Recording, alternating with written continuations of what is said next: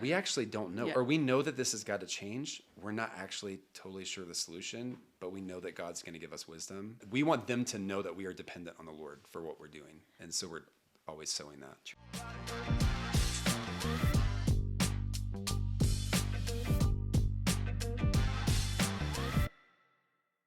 Hey guys, it's Mindi Linscombe. Welcome back to the Something New show. I'm so glad you're here. I get to host a show that helps us live a better life worth celebrating. And today in the studio in my home, we have some dear friends that flew in from Charleston, South Carolina, and I've known them for a very long time. So I'd like to welcome Russ and Jackie Miller. Thanks guys for being here today. Thank you, Mindy. We met over 20 years ago, maybe 25 years ago.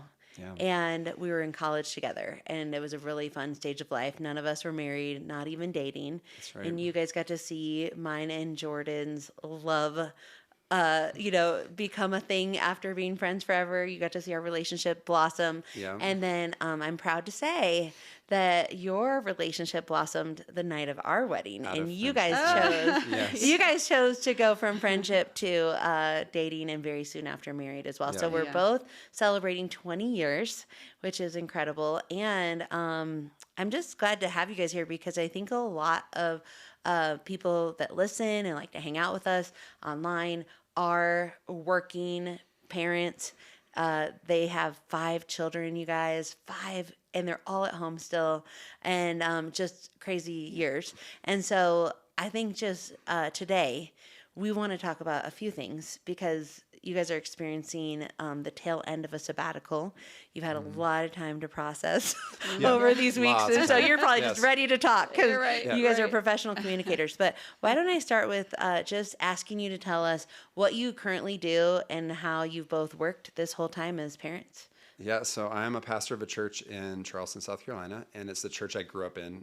It was not what I expected to do necessarily, but just how God kind of led the journey, going back home and then leading the church through some transition. And we basically took the church at the same time that we were getting married. And so it's kind of 20 years leading the church, 20 years being married. Yeah. And so she has worked off and on for the church, and then we've done different schooling things with the kids. We can get into that. So there were times where they were homeschooled. They're now all in school. So kind of trying to figure out what rhythm worked best for our family. Yeah. But now, in the place where they're all in school and we're both, giving to the church, her more on the worship prayer side, and me, just general leadership. And so that's so 20 like years. I just think you were 25 when you became the senior pastor of your church. Yeah. Which I've never heard the story of like how you were selected, because I always felt like that was crazy that you came home from college and then all of a sudden you were the senior pastor. Well, so like I was like, wait, I don't remember how that happened. How did that happen? Well, so I was at the church for a couple of years, and actually it was here. So we were here in Colorado Springs. That's the last time we were here for your wedding. It was our first time like being a couple, because we had been friends for years and years. And when I was here, and that was when I had like the revelation, like, Jackie is the most amazing woman I've ever met, and I'm marrying her. So it was just friend Jackie went to like, needs to be my wife Jackie very quickly. Yeah. And the senior pastor of the church called and told me I'm resigning. So he actually resigned the week we were here for the wedding. So I came back thinking, now's a good time to transition, maybe go back to school, get married, and we just knew that was not, I mean, God was just very clear. Did he just select you? Like, that's what I'm saying. Like, what were the practical... Yeah, so the leaders that were there asked me to lead as the interim pastor, which I was even slow to take that without Jackie having peace about it. So, I mean, we were both praying and fasting about it. I was calling every pastor friend I knew, like, is this crazy? Yes. Should I do this? And they did have like a pastor selection process where they brought some other people in, but every time they brought somebody in, it was just like Russ is our pastor. It was just like so clear. And you were pastoring them already as an interim pastor. Yeah. So for how long before they selected you? So that was like August to February. So they officially made me or August to January. They officially made me the pastor in January, and we got married in February. So it was all like at once. All at once. Just like, and she's a pastor's kid, and her parents are both pastor's kids. So I knew that basically the decision was on. It was like, if Jackie has peace about this, then I just know it's from the Lord, because she knows the stress of ministry. She knows like what this is going to take. What it means. Yeah. And I actually think, this is like the Lord's provision for us, I think, is that the church really cared for us well. I mean, they gave us a month off right at the beginning. So our honeymoon was basically a month completely off. So we started with like rest, and then I think it was almost like one of those like best of both worlds. Like if I did something really good, they're like, wow, Russ is, he's leading really well and he's young. Let's give him more. And if I made mistakes, it was like, well, he's young. So I think I think had I been like a 40-year-old leader with a lot of experience and coming in and be like, oh, Russ is going to like save the church because he's this experienced leader. But I think it was actually, they trusted me as a person. Yeah. And they knew like the Lord's peace. And so it felt like a lot of protection. They allowed us to learn. Like we had a whole lot of grace to learn a lot of things. And so it was really good. Okay. And then I can't believe you had 5 babies in 7 years. Yeah, that's a lot of kids. That's crazy. Yeah, but I mean, I'm happy for you. And I think they seem delightful. There wasn't like a master plan. Yeah, they seem delightful. And I am just kind of curious because whether you were being paid or not being paid is irrelevant. I know you have had paid staff positions and worked full time in different seasons of the 20 years. Yeah. But like, there was always working. Like, always working. Because like I said, when you're a pastor's wife, you're just always in it. Yes. So I am kind of curious if you could talk to us today. You guys are very wise. It's one of your spiritual gifts for sure. Like, what would you say were some of the rhythms that you kept in place to make sure that your marriage stayed healthy, that your kids stayed connected, that they, didn't fall off the wagon as far as being like, they never pay attention to me. They're always there for everybody else. You know what I'm saying? Sure. I can just hear a lot of those symptomatic situations. And I'm just very curious to what you guys did in those moments. Yeah. When you look back, what were the things that worked? I'm sure there was a lot of things that... we can definitely share some of those things. I think because we're having the sabbatical time, it's definitely looking back and reflecting on where we needed to. I mean, this is like a giant reset for us. So it has been what's worked and what's not worked. And so I think for the last 5 years, one of the things that's been a huge blessing to us is having Sabbath dinner on Friday nights as a family. I think one of the things that has been really challenging over the years would be the things that were daily rhythms, like having a time where you're connecting in prayer with the kids or reading scripture. Like I found that really difficult because I would have early morning meetings sometimes. Like each morning was different. And so... And activities at night. Yeah, activities at night. They're coming and going. And even the kids are being... I mean, as they're getting older, like some of them are more naturally up in the morning and wanting to be like get on with the day, and some of them are like you just dragging them out of the bed into the car, so just understanding that the kids are wired in different ways as well. But I mean, it was really from you, babe, about and I think too, like with some of that, whenever you could look, you're like, oh man, this family looks really great and I want to do what they're doing, and then you try to apply it to your family and your life and you're like, why is this not working for us? It's because you're designed like differently. Russ and I we have a lot of flexibility within how we're wired, and a lot of like organic, like go with the flow. With the flow. Yes. And so we just kind of had to develop something that works for us. And even with his work schedule, he has a lot of meetings at night, like he said, and in the morning. And so how are you ever going to have this just like perfect structure that, you're connecting with each kid each week and you're doing, well, it just started to feel like more of a burden than something that was working. And so, anyway, I think we're just very flexible in how we approach some of these things, but we definitely have like even just like a nightly touch point with the two of us where we're praying together, just short before bed, like we always do that. And we go to bed at the same time. I mean, we hardly ever go to bed apart. So that's just been something we always did. That's what we've always done our whole marriage. Like we go to bed at the same time, we pray, fall asleep, Like even I thought of this like a little, I have a Kindle that's like a backlit Kindle that I can read with your nice little neck headlamp. Yes. You saw Mindy because we were staying here. My headlamp, that's in the morning because that would be too bright at night in bed. But yes, my headlamp in the morning. I'm very old. I have like a lot of old people habits. But yeah, at night. So that was one of the things is like, if I want to continue to read, like, but I want it to be, for us to go to bed at the same time. And so that's even something where I'll just still read. If I want to read for 15 more minutes, I'll do it with my Kindle instead of being like out of the room. And I think that has been such a, like there, even just the subtle thing of like, cause I mean, the reality is there would be things that I would want to watch on Netflix that she doesn't want to watch. And that's rare. We we don't really have a lot of time for that. But that even happened over sabbatical, where there was this like limited series that I wanted to watch. I knew she wouldn't want to watch it, but it was like even one night I was like, I'll just stay up and watch this one more episode, and it was like, it's just not really worth it, because it's that subtle thing of like, this is my hobby or my thing that I'm doing like apart from you. And I think we wanted to, because we have such limited free time, we wanted the time where we did have free to make sure that we were connecting with each other. And that was just a small thing we do. Absolutely tell a difference of the times that we're not going to bed at the same time, where we feel disconnected. Absolutely. Like I feel like, oh my gosh, like what's going on, you know? And even this morning, my husband got up really early to go do something, and I was just like, well, I'm just going to get up too. Like it just feels right. It just, I don't know how to explain it. I just feel like, oh, we're in sync. And when you do wake up and go to bed at the same times, then it's like a pattern, because now I'm going to be tired at the same time he is, because we both woke up at 5, you know? So it's like a cycle. And if you get off, it's really like, ooh, you can feel it. You got to bring it back in. Now you breezed over a Sabbath dinner, and I don't know that everybody knows what that is. Yeah. So I think like if we could just maybe make it in layman's term, like what does a Friday night family dinner look like? Well, this kind of came out of that. I mean, we're just running all the time. And when the world shut down because of COVID, I was sitting on my porch one day and it was just like, well, we're home anyway. You know, I just had this idea, like, slow down, be together. It's like we cook all the time anyway. We kind of share that. But we just wanted something a little bit more intentional, where we are together as a family, like we light candles. We say a scripture that reminds us to rest, that we all need rest, just like God rested. And we just have maybe a little bit of a nicer dinner. I mean, it's not 100%. Sometimes it's just like, wow, this has been a crazy week. We're doing pizza. Like, that's okay.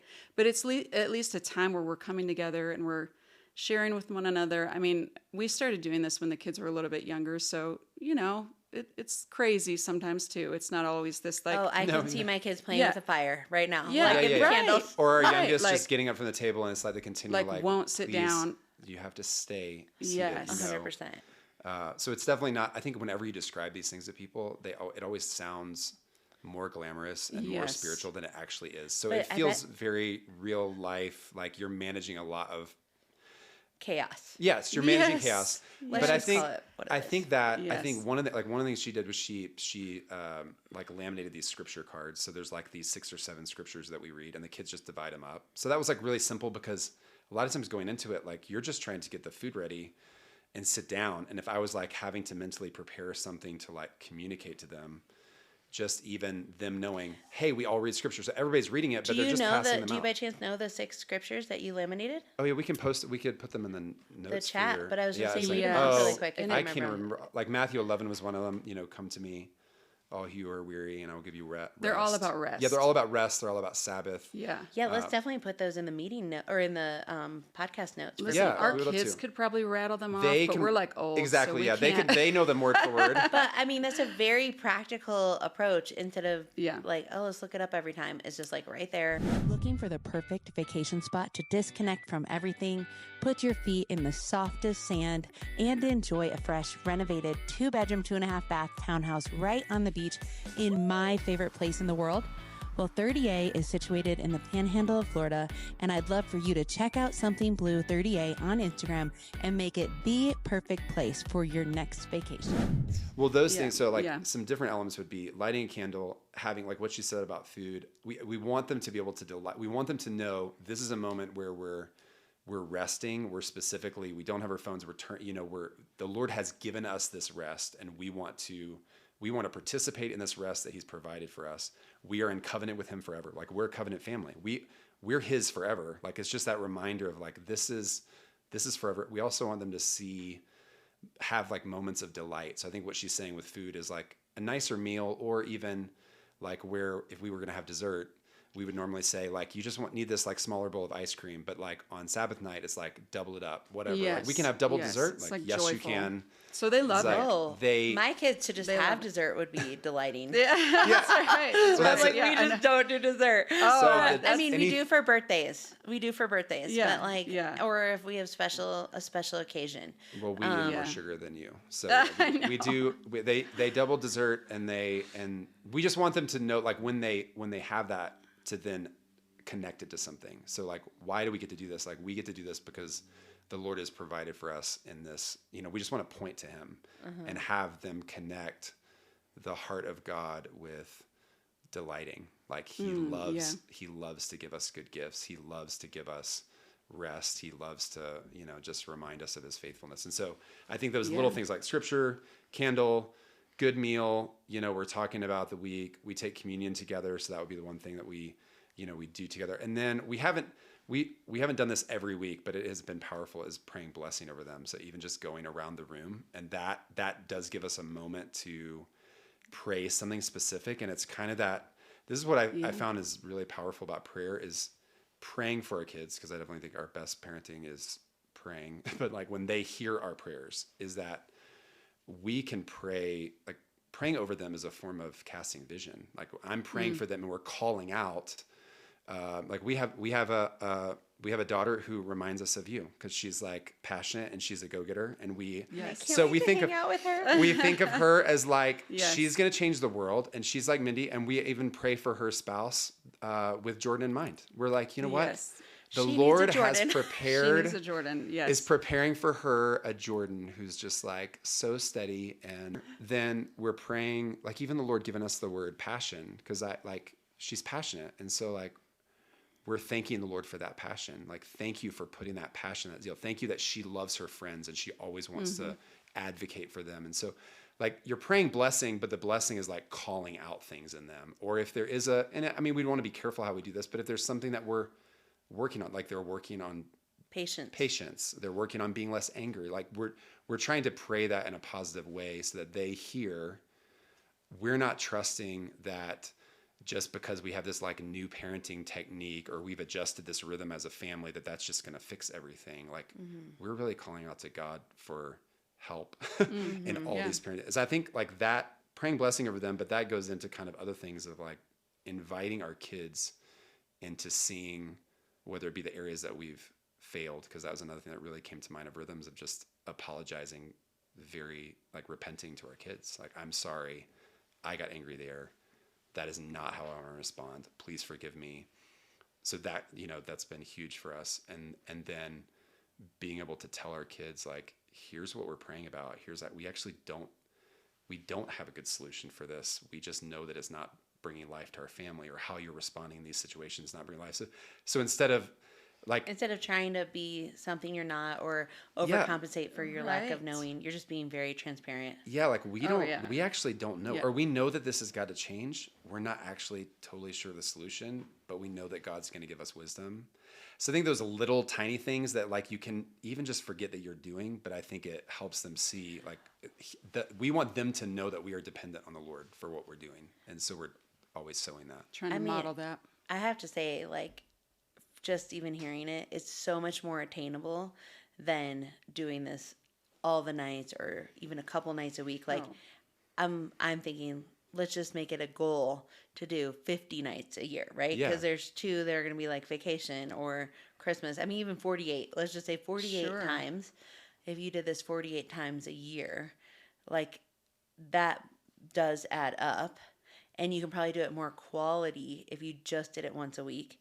And it's almost like a reset. We do this on Sunday nights. This is kind of our same pattern, but there's elements that you guys do that we don't do. And I really love that. Like, I'm like, ooh, I want to take that. I want to take that. Because it doesn't matter which night of the week. Again, I want to remind people, like, it's a personal family decision on what night works better for the schedules. But I love that. I'm curious. So I love that I obviously know you take away the phones and stuff, but I'm curious if you make it like a 24-hour period without phones, or if you just do it like that night. Yeah, it's kind of like a sundown to sundown. Like, we've definitely marked the 24 hours as a time of rest. We have not, the technology stuff is like all the time tweaking. So I don't think we've landed. I think we have had times where we're specifically on Saturday. So that next day, Friday night's dinner, next day, like, we're going to have phones off. We haven't done it like a total fast, but we have done it like, hey, we're not going to do individual screens. If you're going to watch something, it's going to be all together. As a family, yeah. And I just want to really highlight, we have not done this all perfectly. Like, in fact, we have one of our children, our second born, who's like, there's been a couple nights, Mom, lately we have not done our Sabbath meal. Like, we got to get back on track. And so it's like, okay, we got to regroup here. We've been a little busy lately. We need to come back. And I think it's just always just trying to purposefully come back to center when you get off.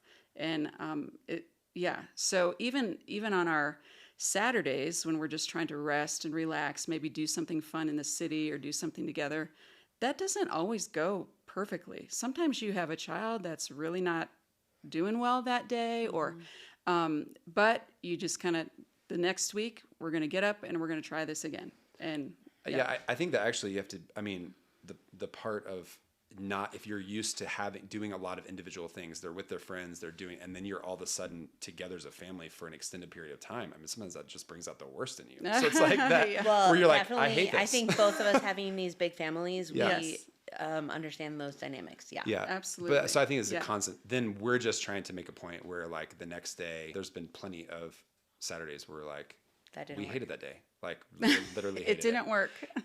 But at least we're like, then, okay, like, what didn't work? Where did we maybe need something? Because we're not very scheduled. So where do we need to put something in the schedule? Even though that's not our natural bent, like, we needed to schedule something in the middle of the day or whatever. I think that whenever it doesn't work, which is often, I think the biggest thing for us is, like, to try to have at least a moment to debrief that together. What happened? What do you think next week? Yeah. And then you just feel like continual improvement. Yeah. And then you feel like you're growing. I think that part of parenting, because it is like a continual tweaking, is if you can at least just have a conversation, even if it's a brief conversation, it kind of puts you in that growth mindset of, like, we don't have to have this all figured out. We don't have to, I feel like one of the ways the enemy really gets in and discourages you, and that's why I would just say, even as we're describing this to you, the actual outworking of it is a lot less polished than it's. It's a 7 out of 10. It's a lot less polished than it sounds, and I think you start thinking of other people, and you think of, like, how they've got their life together, and it's just like you're frustrated because this one kid is driving you crazy in this particular instance, and these two won't get along, and all these things, and it's just like you're just like, there's a phrase that I read early on in ministry about being plotting visionaries, and that those two words of like for pastoral work, you're plotting away with, like, your eyes fixed on Jesus. And it's just, you're just doing a lot of, like, really menial, normal things all the time. And I think family life is like that. Like, you're just plotting. Our goal is, like, that we send them into life as people who love God and love their neighbor. Like, that's what we want them to do. Yeah, it's like very basic goals. Yeah, it's just, which today is like a miracle. It's I like, mean, it's and really when you can in see this society to get somebody to be, like, emotionally and physically and spiritually, like, in a place where they're holistic enough to live independently and bring goodness to the world around them, because they are whole. Like, even though they've been through hard things, they know how to cope, and they know how to, like, lean into the Lord and use wisdom and make good decisions. It's like, that itself is, like, amazing to even hit that. Like, I'm like, I mean, it's a really hard world. I feel like our kids are getting hit from all sides with different challenges that are even more in their face than ever before. But what I really want to focus on for just a second is, like, when you say, hey, it's just plodding away, I'm thinking about how we've had so many discussions in the last few days. It's like, if you don't like it, just change it. Like, there's so many things about what we've dealt with our kids and you guys with your kids. I mean, we joked a little bit about, should we homeschool a kid? Should we put them in full-time school? Should we allow technology? Should we not? Is this book series going to be okay for them to read? Like, there's so many variables, you know what I'm saying? And even from kid to kid. But what I think I've been really encouraged about in the last few days of just hanging out with you guys is just, if it's not working, just change it. Like, you have full authority to change it. And sometimes I think, like you said, we put it through the filter of, but that's different than other people, or the filter of, but I didn't do that with my other kids. Like, it seems weird. Or do I have the power to just change it? Like, some of us have teenagers, and it feels like almost like it's too late to make a change. Oh, yeah. But I just want to say, like, I've felt so much freedom in parenting to say, like, as long as you're under my roof, I guess I can become and grow and and evolve as a parent and change my ways and just be like, I'm just changing it. Like, this is the new way. Yeah. And so, I mean, I'm kind of joking, but kind of not. Like, when we talked about all these topics this week, and I'm thinking about you guys, like, what are some of the things that you're like, well, we tried this and it didn't work for us. But again, that was just your story. Might work for me. But I'm like, let's give them some real life examples. And maybe we'll start with the schooling, because I think that's just a really big topic, especially for Christian parents, is like, oh, should we homeschool our kids? Where I don't have the capacity to do that. And so while it might be a better education in some regards for some of my kids, and it might even be a better fit for some of my kids, I don't have the personal capacity to do that unless I hired someone to be a tutor or something like that. But like, you guys tried it, and you know, it worked for a season. Yeah. And then you had to pull back, and I don't know, just what are speak to homeschool, but then also speak to like all the things.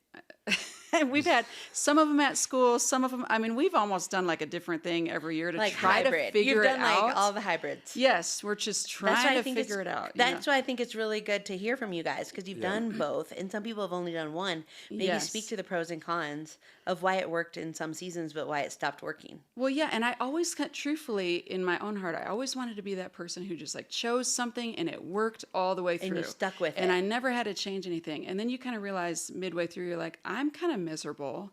The kids are kind of miserable. Like, this child's really good at getting her work done, but this one over here, it's like I'm constantly having to be on top of them. And I actually kind of hate this. And you have to come to that personal realization, like, is this working? Do I like this? Can I change this, like you're saying? And so anyway, over the years, we've made a lot of different changes. And right now, with them all being in school, I feel a little bit more centered and a little bit more myself, and like I'm doing the things that I need to be doing in my own person. And they're thriving. They're doing great at school. So, and they're at a right or wrong.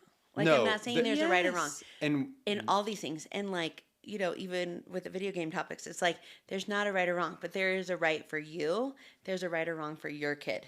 And you have to be totally in tune with the Lord on that. Like, I was going to say, you have to be willing to be listening to the Holy Spirit, and maybe set down some of your idols, set down some of the things you wish you would, you know, be doing, and really listen to the Holy Spirit. And he's like, hey, it's okay to change. It's okay to do this different.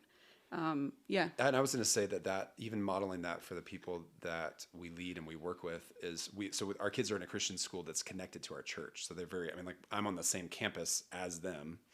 But even for those families, we've said all along, like, we've had families in the school that have one kid there and one kid homeschooled, or one kid's in public school and two kids are in. And we've said, this is really a year-to-year decision. Your family dynamics are going to constantly change. Even your resources change. So, I mean, our kids go to the school because I work for the school. I work for the church and school. But that's not, everyone doesn't have that advantage. So everybody's having to think of the dynamics for their own family, their resources, their kids, what they need. And we've told the families that we walk with, and we've seen them do this. Like, this is sometimes a year-to-year decision. You're just praying and asking the Holy Spirit for wisdom. And so I think as far as school goes, I think that when you said the word freedom, like the freedom to adjust, you have to give yourself that freedom. And a lot of times the barrier is used, the word idolatry. Like, the barrier is sometimes you have this idea of what a good parent is or what good schooling is, and you have to just open your hands with all those things and be like, I'm willing to ask the Lord for wisdom on what is best for us, and then move forward where we have peace. Mm-hmm. And you mentioned video games, but I think some of the things that we've realized, like now shifting to like older kids, is that there's all these like quick, but like, well, our friends get to do this and our friends get to do this, and you can kind of have that like, well, I'm not in charge of those kids, like I'm not those kids' parents, or like you want to go live in another house, or like in your weak moments, or they just say, I want to live in exactly. Sometimes that is the response. Yeah, they just tell you. They just tell you. I think like one thing that has been helpful is to actually bring them on the process for the older ones. Like, really let them know, I understand what you're saying, and that would be really hard. I think that's just been like, I'm not letting you play that video game, but all your friends are on that video game online. And so I'm basically not letting you be in the room connected with all of them. Yes. With the people that you think are the most important. And just say like, I want you to know, like, that sounds really hard. And you know that I didn't have those kinds of video games when I was younger. Like, that we always joke about what they think, like we didn't have TVs and stuff, so how old we are. But like, try to tell them this, that we didn't have these things. So I didn't have to go through that challenge. And like, But here's why we still think this is the best. Yeah. Yeah. And in times where we don't know, we'd say, we feel like this needs to change, but we actually don't know. We're not necessarily sure what the next step is. So even that, like, even bring them in where they know that we're wrestling with this, or they know, because even as with a bigger family, the siblings feel that, like, they know that we had to pull video games back from our boys. Well, our girls were saying that. They're like, why aren't you guys doing something about this? Like, this is clearly not. So it's like, even your own kids are telling you this needs to shift, but we're not necessarily sure what the next step is. Actually letting them know, we know a shift needs to happen. We're being prayerful about this. We don't actually have a solution. We know it's going to be hard for you guys.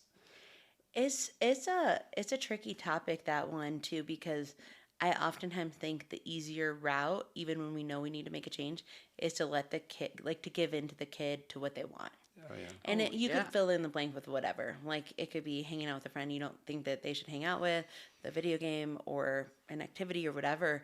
And it's like, the easiest thing to do as a parent is just to give in, because I'm tired at the end of the day and I don't want to have to argue, and I don't want to have to tell you no, because I hate telling people no. Like, I literally have a policy in my business.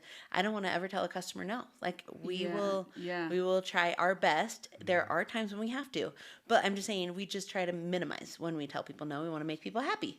So of course I don't want to come home and make my kids mad. I'm like, I want to make them happy too. Yeah. But so the easy thing is to be like, oh sure, just give in, and I'm tired. Go ahead.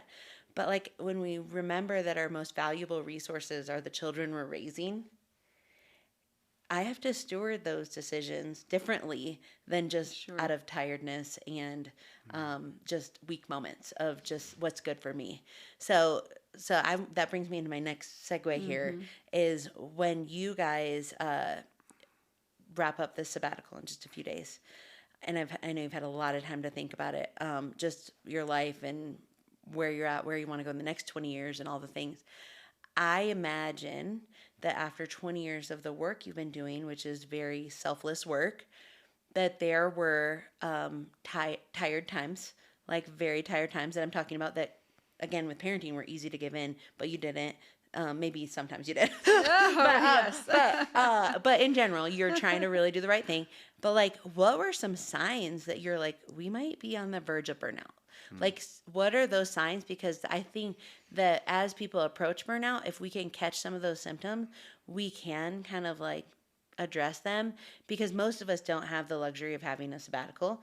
Not that that's a luxury, because you guys have put in your time to earn it. But I'm just saying, entrepreneurs, we don't get to have sabbaticals necessarily, because we got to work when the work is there. And some people's workplaces don't offer sabbaticals. So I'm just curious, like, one, what were signs that you're like, hey, we're approaching this tired time?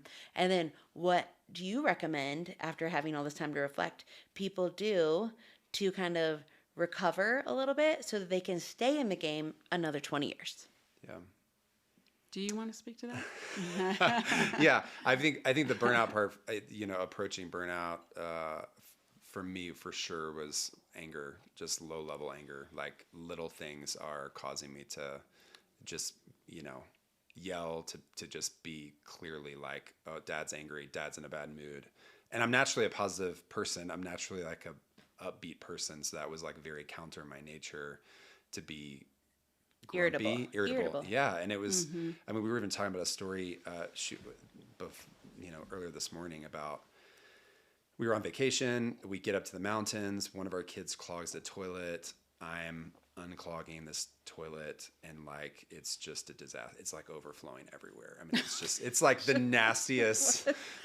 It's just a bad moment. And we're supposed to, we're on vacation, and she pops her head in and just asks, like, can I help or whatever? And I was just like, I got it. Right. I don't know what I said, but I was so angry. I was very angry. Yes. You can tell them. And I mean, you have to, picture the setting, because we are in the most beautiful place that doesn't even have Wi-Fi. Everything's just like, there's a river in the back. The kids are playing.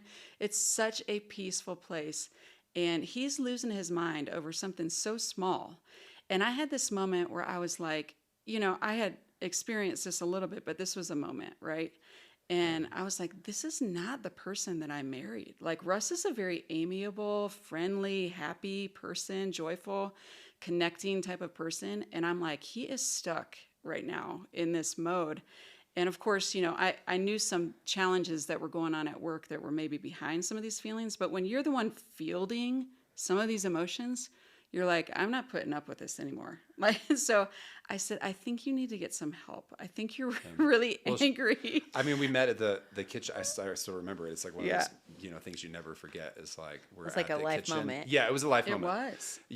We're sitting at the kitchen sink that overlooks this beautiful river, and like tears are just streaming down her face. And she's like, "You've got to get help. Like this has got to stop."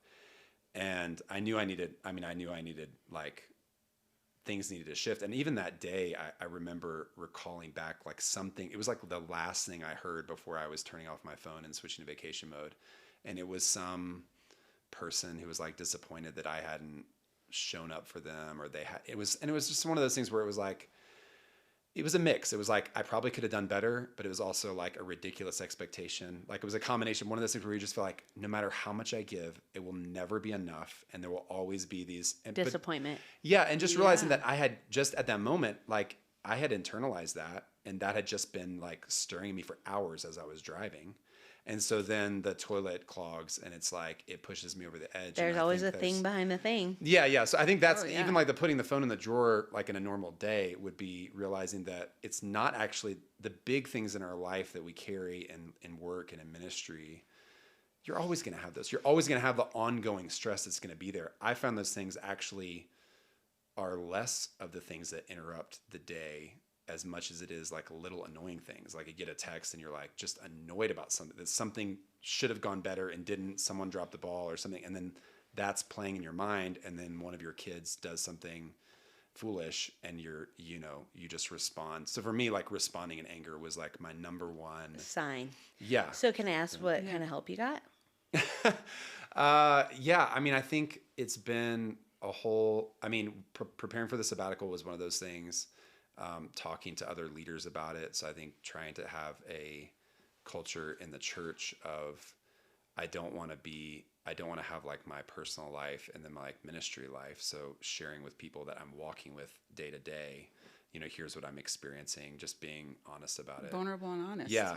I definitely had different periods where like there was a counselor that I was seeing, I think bringing it into the light, the most important thing, more than it was, because even some of those things, you can meet with a counselor for a while. I remember meeting with someone that thought like, okay, it was helpful. Like there was parts that were helpful, but ultimately it's like the Lord breaking through and speaking, which could happen for a moment. I mean, it could happen in one conversation. We're walking around the block and we're pressing through this difficult issue. I mean, this just happened a month ago on the sabbatical, where it was like, we were having a frustrating conversation as we were walking. And Jackie was like, I think we just need to stop. Like, let's just stop talking. Because it was like just getting really frustrating. And I'm like praying.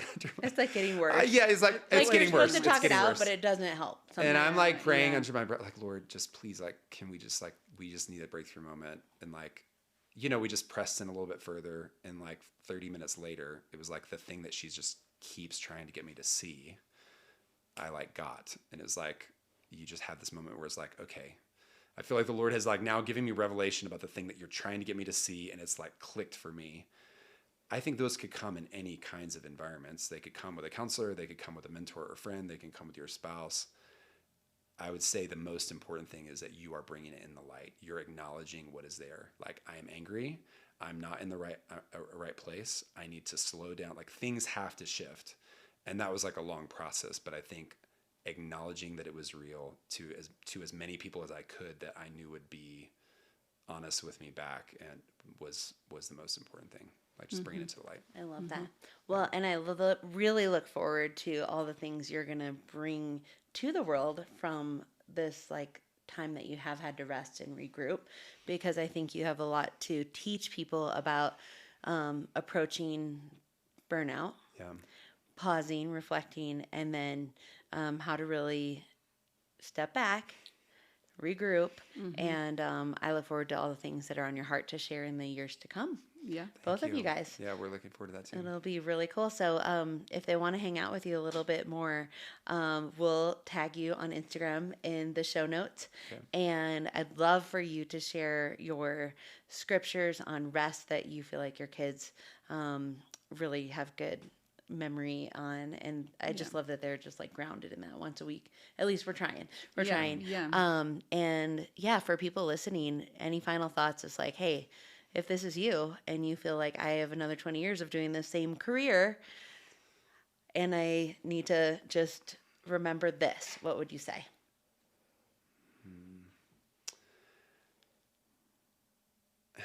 I think this morning I was just reading Psalm 37, and it has multiple like great one-liners, like commit your ways to the Lord and he will act.